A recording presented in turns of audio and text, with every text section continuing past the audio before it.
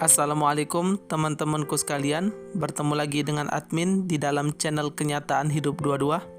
Kita sama-sama tahu bahwasannya berbuat dosa dan melakukan hal-hal yang tidak berguna akan membuat hati kita menjadi bermasalah. Berbuat dosa akan membuat hati kita menjadi gelap, sedangkan melakukan perbuatan hal-hal yang tidak berguna akan membuat hati kita menjadi keras.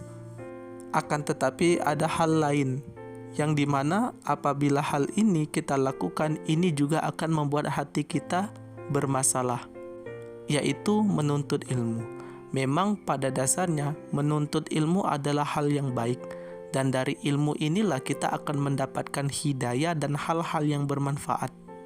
Akan tetapi apabila kita menuntut ilmu terlalu sering, ini juga akan membuat hati kita menjadi keras.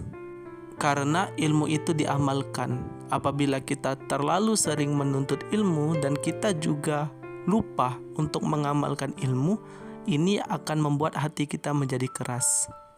Apalagi jika kita berniat menuntut ilmu bukan karena Allah dan kita memiliki target tersendiri. Jadi dalam 1 tahun saya hafal Al-Quran, saya hafal hadis. Ini bukan tidak boleh, akan tetapi jika kita terlalu fokus dengan niat kita, ini takutnya akan membuat diri kita lupa untuk mengamalkan apa yang kita hafal, apa yang kita pelajari. Jadi setelah kita belajar, itu hendaknya mengamalkan, setelah mengamalkan baru merenungi dan merasakan ilmu kita sendiri. Jadi ilmu itu harus kita rasakan, supaya hati kita menjadi hidup. Apabila kita sering menuntut ilmu tanpa kita rasakan ilmu tersebut, ini akan mematikan hati kita sendiri. Cara untuk merasakan ilmu adalah dengan cara merenung. Jadi merenung, muhasabah diri, merenungi diri sendiri, ini adalah cara untuk menghidupkan hati kita yang mati. Bahkan para ulama mengatakan bahwasannya merenungi diri sendiri, muhasabah diri, itu lebih baik daripada beribadah 1 tahun. Makanya para ulama-ulama dulu itu ada waktu dan masanya mereka untuk menyendiri, untuk merenungi diri mereka sendiri. Jadi mereka, para ulama, belajar, mengajar. Dari kegiatan ini mereka luangkan waktu untuk merenungi dirinya sendiri.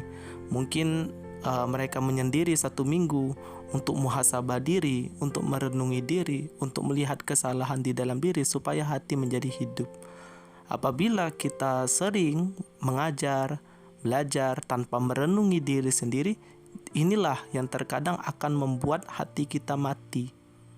Bahkan katanya Imam Ghazali bahwasannya ciri-ciri hati yang mati adalah apabila ia mendengarkan ilmu, mungkin mendengarkan tentang siksa neraka, yang terbayang bukan dirinya, akan tetapi yang terbayang adalah orang lain. Jadi apabila dia membaca buku, mendengar surga neraka, mendengar siksa neraka, mungkin yang terbayang itu bukan dirinya, bukan ia merenungi dirinya dan menitikkan air mata, akan tetapi yang terbayang adalah kesalahan dan kejelekan orang lain.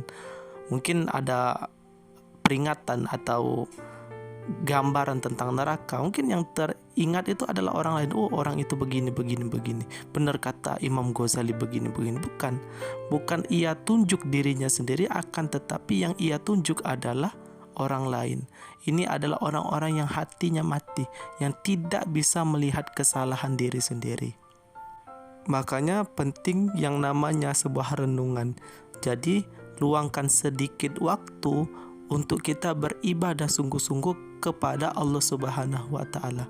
Jangan sampai kita gunakan hari-hari kita untuk menuntut ilmu. Ini tidak salah, justru ini bagus. Akan tetapi jika tidak kita rasakan, ini yang akan menjadi masalah. Jadi kita beri waktu diri kita untuk fokus beribadah dan fokus untuk merenungi diri kita sendiri, supaya hati kita hidup dan ilmu kita juga bermanfaat. Karena hati yang mati tidak akan mendapatkan ilmu yang bermanfaat.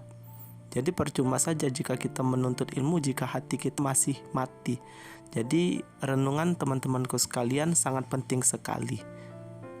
Semoga bermanfaat. Mungkin sampai sini saja penjelasan admin di video kali ini. Lebih dan kurang admin mohon maaf.